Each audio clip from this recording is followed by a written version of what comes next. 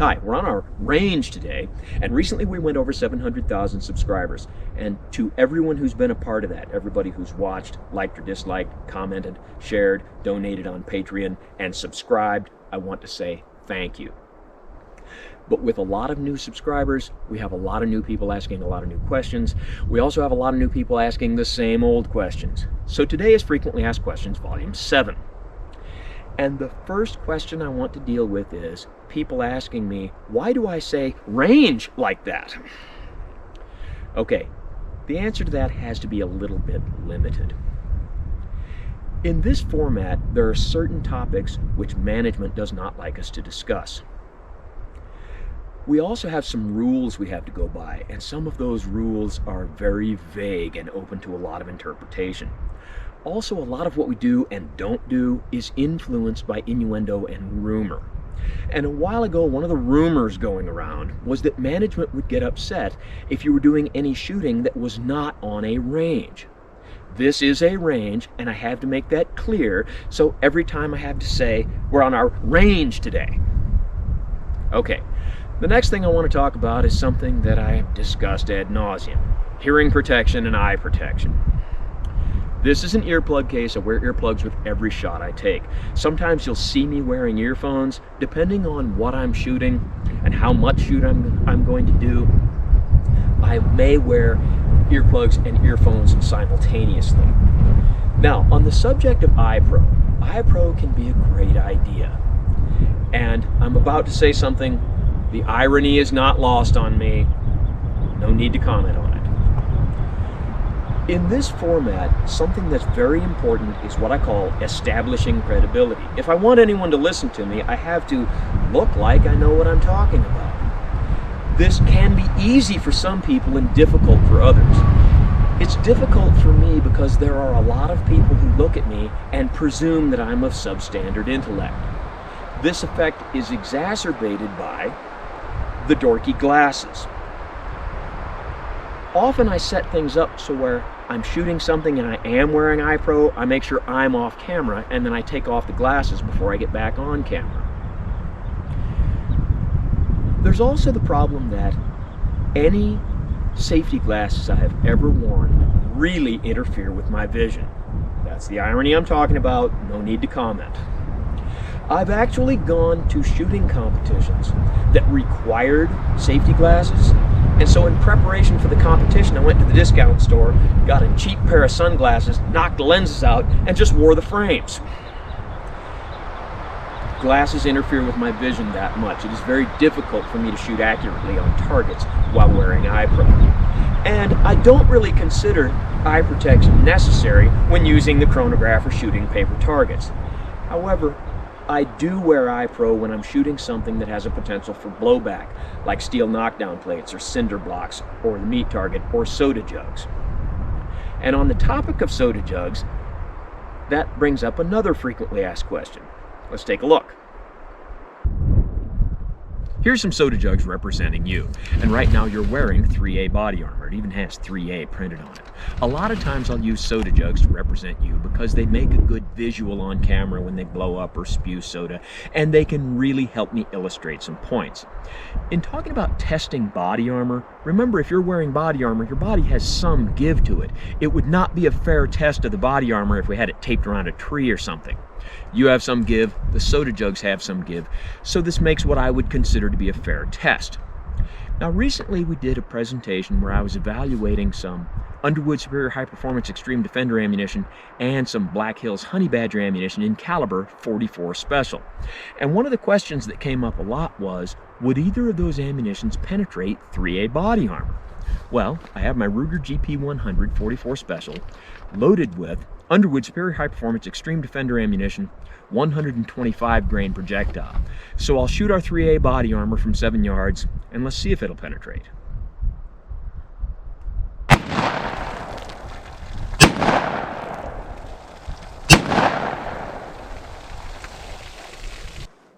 It may have appeared as though the bullets went through. They did not. They were all stopped by the body armor. It was just the concussion breaking holes in the jugs in the front. Now let me see if I can dig these bullets out. And here's our 3 projectiles with virtually no deformation. 44 Special and testing of different types of 44 Special ammunition has been featured in several presentations we've done because so many people have contacted me asking about 44 Special. And that brings up a frequently asked question, which is different versions of why. This far into the 21st century, with so many different firearms and so many different calibers to choose from, why would anyone choose an antiquated caliber like 44 Special, which was, according to the sources I read, introduced somewhere from 1907 to 1913. Sources don't always agree with each other.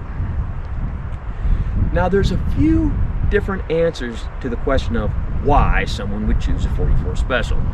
The first one is, we have a long, tedious presentation titled 44 Special, and you can watch that for the long version of the answer.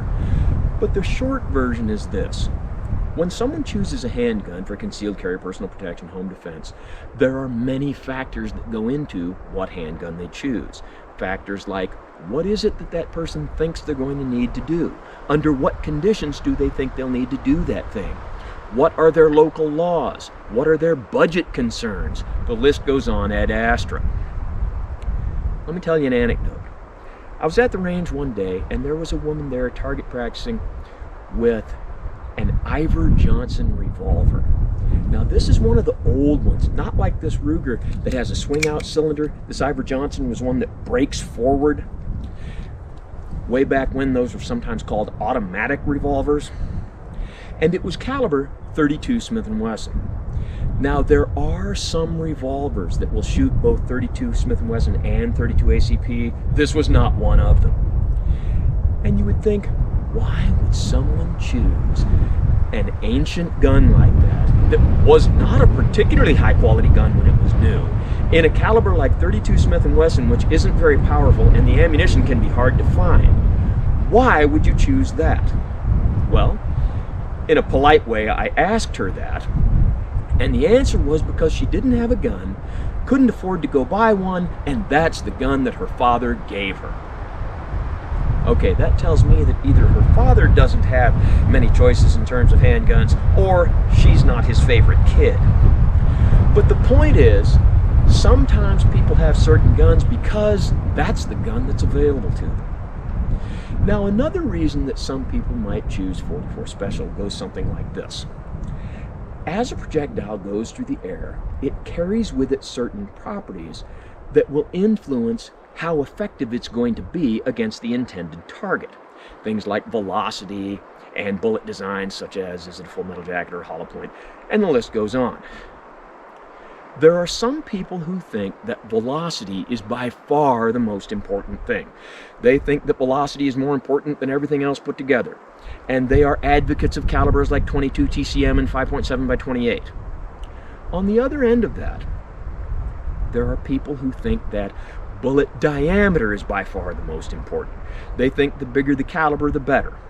And you'll hear those people say things like they carry a 45 because nobody makes a 46, and so on. And those people are advocates of calibers like 45 ACP, 45 Colt, and 44 Special. Now, if we're talking about relatively low pressure handgun rounds like 44 Special and 38 Special, it's easy to understand how someone could carry a 44 Special instead of a 38 because you're getting about the same velocity, and the 44 does have a larger diameter bullet. However, with more modern ammunition, when talking about 38 Special plus P, depending on your ammunition choices, it could be quite a bit more effective than 44 Special. But there's more that goes into that. 38 Special plus P is going to be a high pressure round, and it's going to have a lot more report than most of your 44 Special ammunitions. And there are people who have the mindset that if they're using a handgun for home defense, they're going to be shooting without hearing protection in an enclosed space, and a low pressure round like 44 Special is going to be better than a high pressure round like 38 Special plus P or 9x19, and the list goes on. But of low pressure rounds, your 44 Special would certainly be a whole lot more effective than 32 Smith & Wesson or 22 long rifle. Now, whether or not that mindset is really correct, that's a matter of some debate. But what is not debatable is that there are some people who believe that. And for them, 44 Special makes a good choice. Now I'm inside our abandoned camp trailer, which may or may not be haunted. We inherited this camp trailer when we got exclusive access to this piece of land. And I'm inside because, as you may have noticed, today is a very windy day and I wanted to remove that extraneous variable from what we're about to do. That'll become obvious in just a moment. Now, in our recent Thanksgiving special, I was talking about the concept of people making very confident, very sure statements of truth or fact when they really didn't have enough data and really didn't know what they were talking about. And to illustrate my point, I used the anecdote of watching an old war movie where someone used the cigarette delayed fuse. And I told a long version. I'm going to try to tell a shorter version today. And in the movie, what they describe is he gets a cigarette going, sticks the cigarette behind the match heads in a book of matches. The cigarette burns down to the match heads, lights all the match heads, and it allowed him to burn whatever Nazi thing he was trying to burn. Now, when I watched that movie, it made sense. Later, in talking to a colleague, said colleague told me that he had used that technique as a time-delayed fuse to light a firecracker. I had no reason to doubt it. Now, sometime after that, I was talking to a different colleague, and we were discussing an upcoming trip where we were going to travel to a jurisdiction where fireworks were legal and have a fireworks battle. Side note, shooting bottle rockets and Roman candles at each other might sound like a lot of fun. Do not ever do it. It's a miracle we didn't really seriously injure somebody. But to get back on topic, my plan was to use the cigarette technique as a delayed fuse for some daisy-chained firecrackers that would become a diversion while we advanced on the enemy's position. And while I'm explaining this to said colleague, he told me, quote, "Well, that doesn't really work," close quote. Now, when he said that, I had to stop and think. Even though the concept of the cigarette delayed fuse makes perfect sense, I never had put it to the test myself. So I went out and bought a pack of cigarettes, used it to light a fuse on a smoke bomb or something, and it absolutely worked.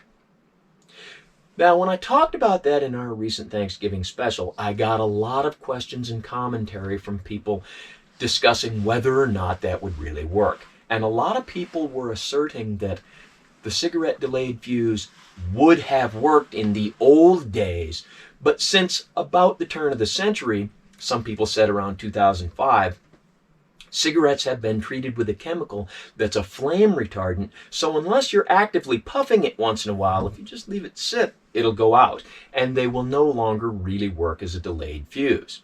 And other people claimed that they would, and some people claimed that they wouldn't, and some people said that certain brands would, and some people said certain brands wouldn't.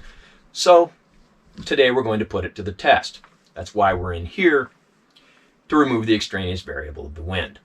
So I went out and got us some cigarettes. We got Newports, Eagle 20 non-filter, Cool, Natural American Spirit, Marlboros, Pell-Mell, watch their commercials, Pell-Mell, and Camel non-filters. I also have several books of matches, and I'm not going to set off any smoke bombs in here, but I did get some segments of the fuses from said things, so we can see whether or not the fuse lights. So give me a few minutes to get our cigarette packs open and get set up, and we'll see what we can learn. Now we've got our 4 cigarettes lit, and they're indicated by their boxes. And we've got them setting behind the match heads of these matchbooks. There's just enough thickness to the matchbook that the cigarettes aren't really touching the cement block. And yes, we're in flavor country. So we'll give that just a few minutes and see if they go out or if they light our matches. Well, it's been about 2 minutes and none of these have gone out yet. They appear to be still burning, and it looks like our Marlboros may win the race. Now, these have all been burning for about 5 minutes, and I can still actively see smoke coming off of our American Spirit. The other, if there's any combustion still going on, it's very slow. This entire process has already taken quite a bit longer than I expected it to. Our Marlboros look like they're down to the match heads, but obviously the match heads haven't lit yet, so we'll see what happens. It's now been about 10 minutes, and there is still some minimal combustion going on with our American Spirit, cigarettes, but the rest of these are out. So we'll let this one keep burning, we'll get rid of these and try our other brands. So we've still got our original American Spirit going, or perhaps not. And now we have our Camel Non-Filter, Pall Mall, and Newports going. So let's see how this turns out. Well, now it's been about 5 more minutes, and it would appear the only one still going is our Camel Non-Filter. So we'll give it a few more minutes. Well, it's been about 7 minutes and all of our cigarettes are out. However, our Camel Non-Filter did burn farther than the rest of them did. So maybe that would work as a delayed fuse if you weren't trying to delay it quite so much. So let's fire up another Camel Non-Filter.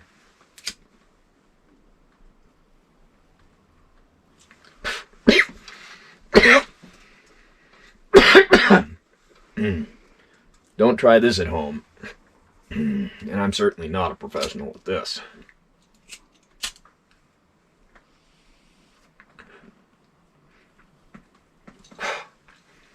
And now we'll set this as a delayed fuse, but not delayed quite so much.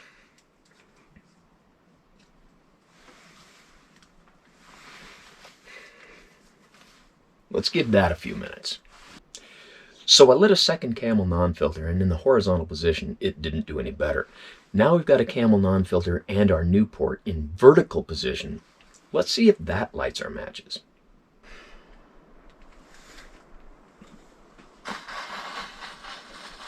And there we have it. In the vertical position, it seems to work just fine.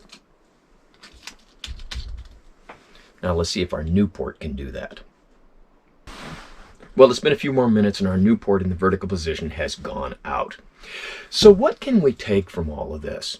Well, when it comes to testing our movie myth of the cigarette time delayed fuse, we see that trying to light our book of matches in the horizontal position, none of them really worked, although the Camel Non-Filters did burn a little more than the others. We also see that using the right cigarette in the right position, this technique does work. So our movie myth, we're going to say somewhat confirmed. But what we can really take away from this is that dismissing this as something that doesn't really work is not the right thing to say. However, my thought of, yes, of course it works, isn't absolutely correct either. This also shows us something about training in general, in that it's not enough to learn how to do something. You have to keep up with new developments, because when it comes to cigarettes, they don't make them like they used to. And that can be said about a lot of things in both a positive and a negative way. What we also learn from this is Camel really is where a man belongs. Now, the next topic I want to discuss is a question or set of questions that has recently come up very frequently, and that's different versions of what do I think of, or what is my opinion on, the situation with Alec Baldwin and the situation with Kyle Rittenhouse. Well, of course I think certain things about those situations, and of course I have opinions on them. And I can answer the question as to what are my opinions, but there's 2 very important caveats. One is, before I can give you my opinion, I have to go through a very lengthy explanation of why that's my opinion. And this is an explanation about which I could go on all day. I could still be here talking about this when the sun goes down behind me. I will give a shorter version, but there is no short version. I found that when I try to give the short version of this explanation, people don't accept it, people don't believe me, and people call me, what's the term? No, that's when you eat too much, the other one. Yeah, people call me a cop-out. No, you're a cop-out, Paul. Okay, I don't know what the term cop-out means, but I'm pretty sure I'm not one of them. And that's not what this is. But people won't accept the short version. It requires a lengthy explanation, and you're going to have to sit through it. The other caveat is that when I give you that explanation and then finally get around to telling you what I think of these situations, the answer to the question, what are my opinions on them, is going to be a very dissatisfying, disappointing answer. So I would invite everyone to fast forward to the part where you don't see me sitting on this log anymore. Okay, for those who are still here, the explanation comes with caveats in itself, in that it is very lengthy. You're going to have to put up with whatever noise in the background and my Shatner-esque pauses and everything else. And it starts with a rather unpleasant trip down memory lane, and my experience and my dealings with this entity known as the media. And what I want to start with is, when I was a kid, I was a paper boy, back when you had newspapers and kids that delivered them. And as such, I got to see the front page of the paper every day. I frequently read articles, not necessarily the whole paper, but I read what I thought were the highlights. And so I had a lot more input from information sources than a lot of kids did. And you got to remember that this was long enough ago that it was before everything was online, and it was certainly before your phone was a computer and had access to online sources. Now, at the same time I was a paper boy, at that time my father worked for the local police department. And it was a big enough city that events occurred, but small enough that everybody in the police department, they all knew each other.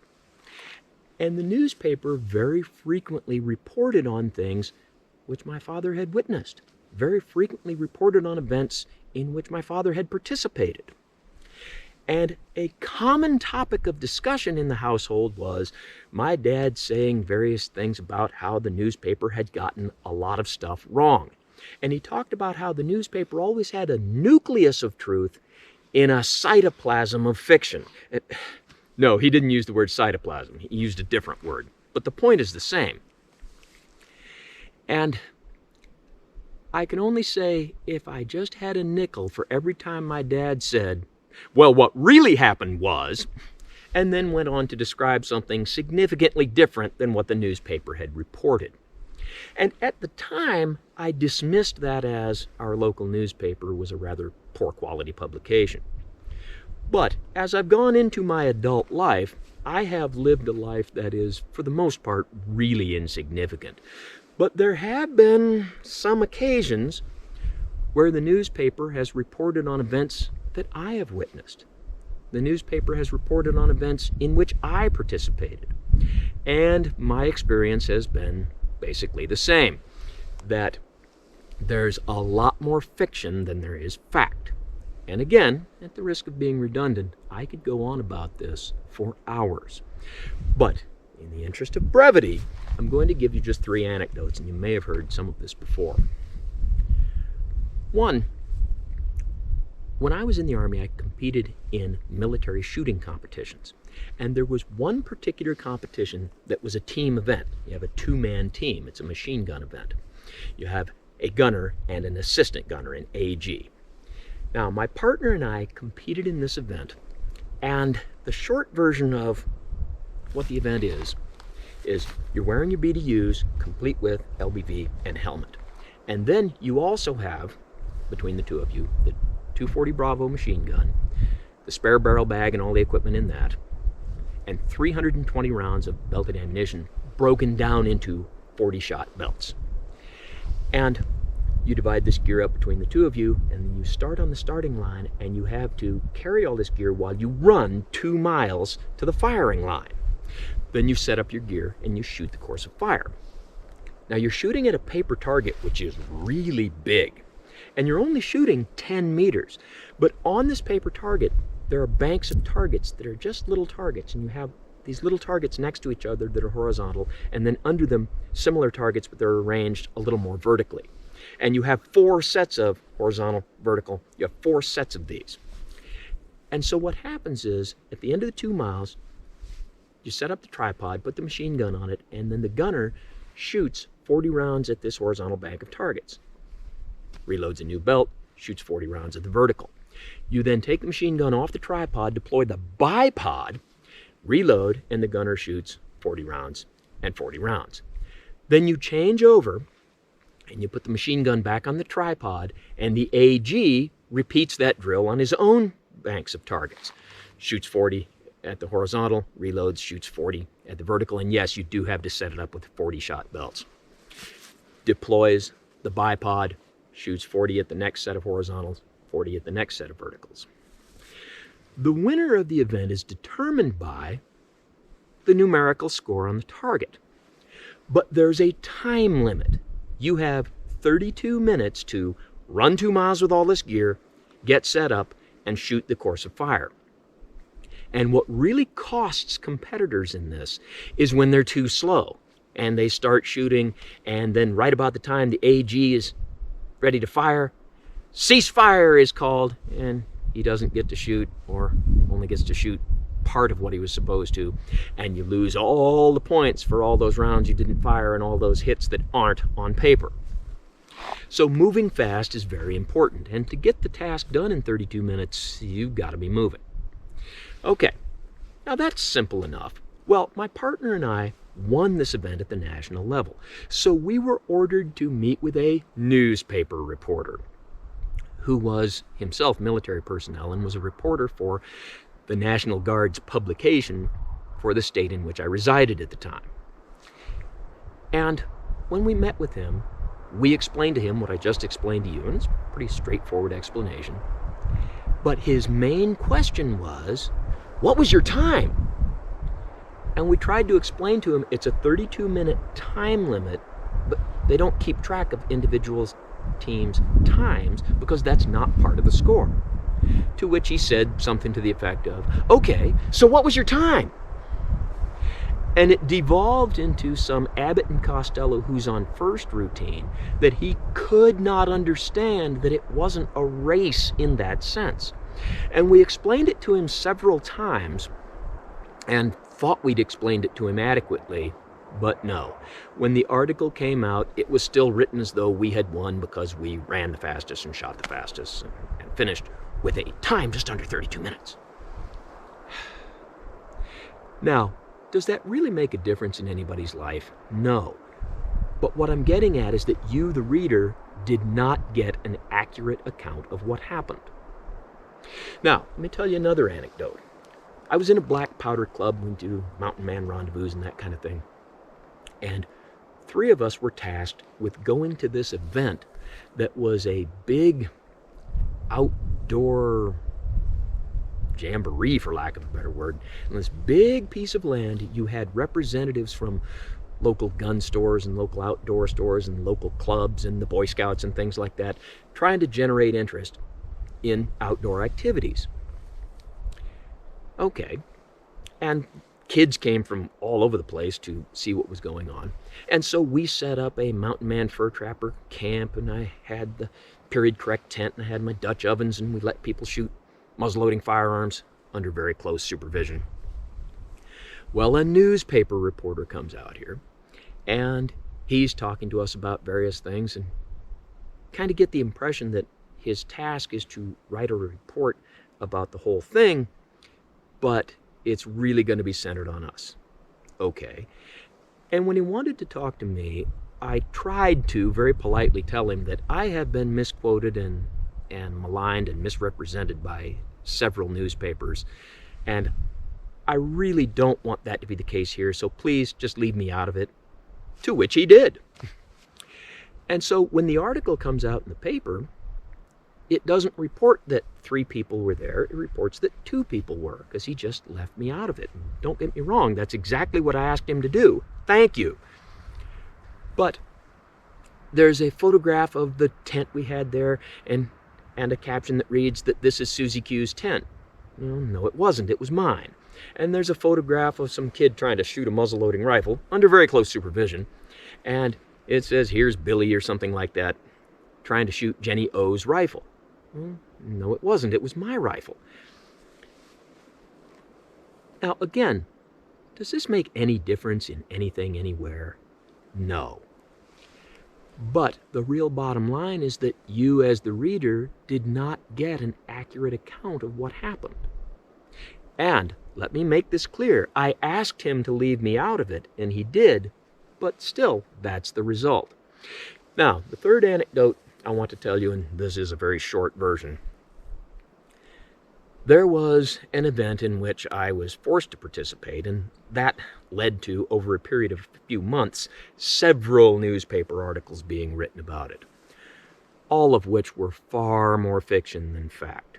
And when the whole thing was finally all over, and what would be the final newspaper article is written saying that it's all over, it was far more fiction than it was fact. And in all of these newspaper articles, no one, not once, ever contacted me and asked me for my input, even though I was, for the most part, the focal point of this series of unfortunate events. Well, with this final article, I contacted the reporter who had written it. And I talked to this reporter on the phone, and I told them that what they had written was far more fiction than fact. And I offered to meet with the reporter and bring with me all the police reports and everything else if they were interested in printing something that was factual. To which the reporter told me, quote, "No, we consider the matter closed." Close quote. So what you have here is a newspaper reporter that wrote an article that's far more fiction than fact. They're aware of that, and they're perfectly okay with that. Again, I could go on about this for hours. And this is just talking about newspapers, but the same thing could be said with my experience of online sources. And in the interest of brevity, I'll just tell you my one favorite one. One of those websites that's going to tell you that they have all the information on whoever it is you're trying to find information on. Well, it reported, and this has been some time ago, it reported that I lived in a city where I have never lived. And it reported that I was married to a woman who at the time would have been, they reported, 40 years old, named Susie. I'm changing the name. Okay, well, if you looked at that time in that city, there was a woman who lived there whose name was Susie Harrow, but she wasn't 40 years old. She was 30 years old, and she wasn't my spouse. She was my niece. And again, I could go on all day just with the silly things I've read online about me. Suffice it to say that publications and online sources are, for the most part, things that I do not consider to be reliable sources. So what does that have to do with Alec Baldwin? Okay. I was not at the event where Alec Baldwin shot someone. I don't know anyone who was. I've never met Alec Baldwin.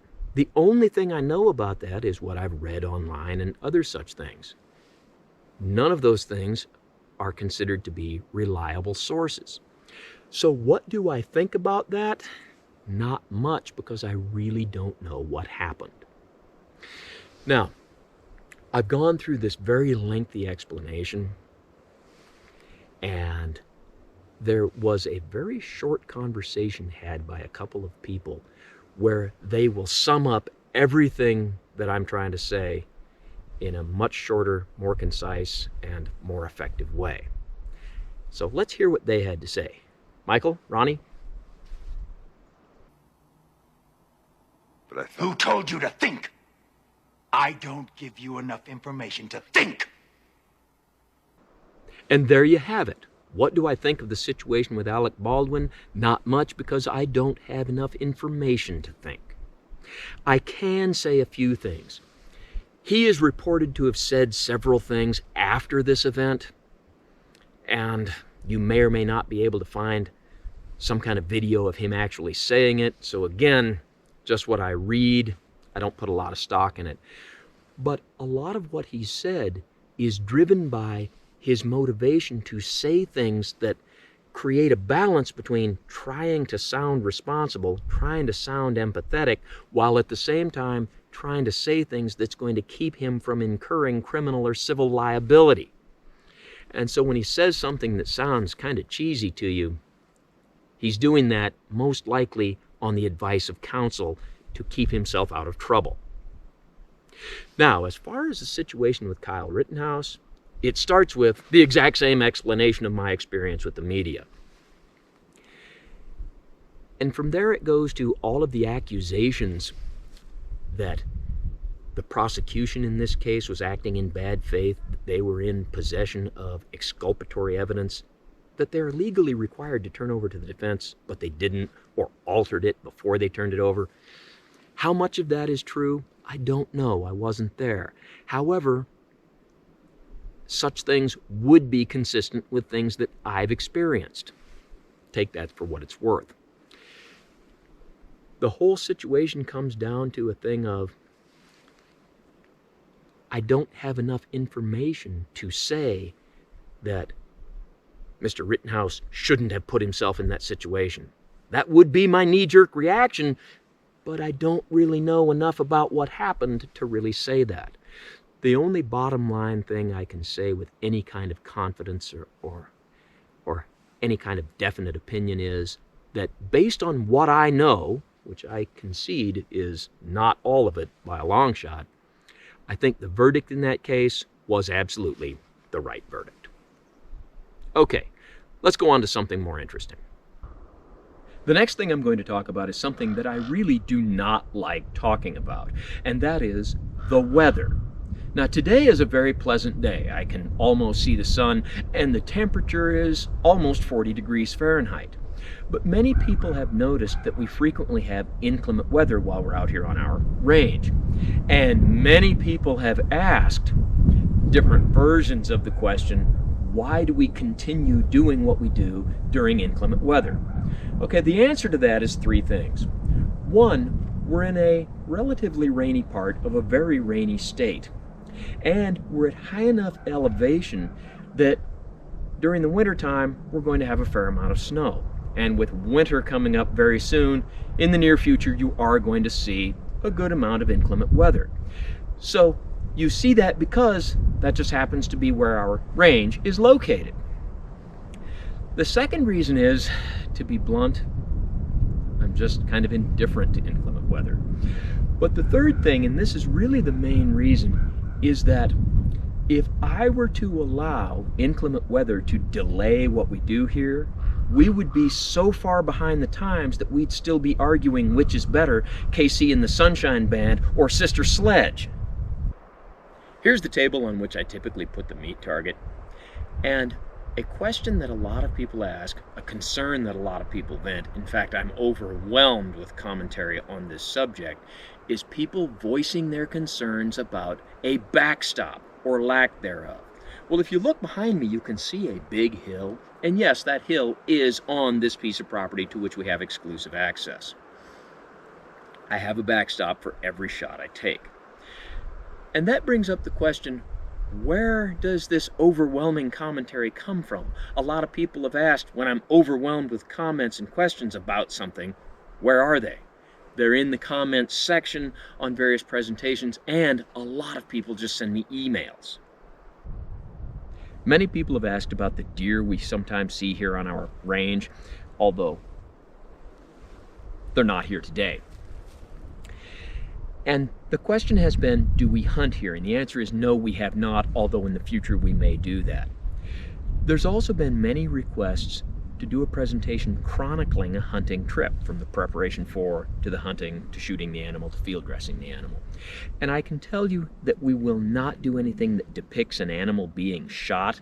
However, showing a hunting trip, showing field dressing the animal, and cooking that animal is something that we will do in the future if the opportunity arises.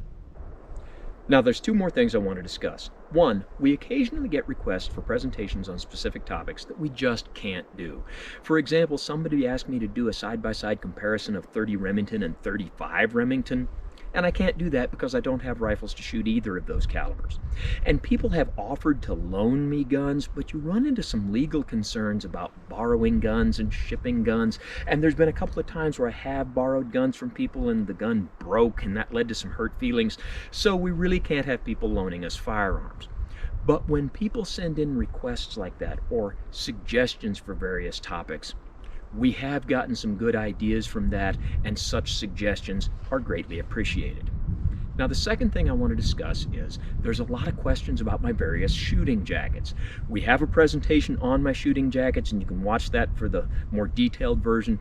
But the short version is, this jacket was made by Bob Allen Fashions circa 1975. And I wear jackets like this because they are eminently, that's the one with the E, eminently practical. And I typically wear vintage jackets because although jackets like this are still being made, the ones of contemporary manufacture are far more concerned with fashion than they are with function. So, as always, don't try this at home on what you call a professional, and to everyone who's been a part of reaching 700,000, thank you.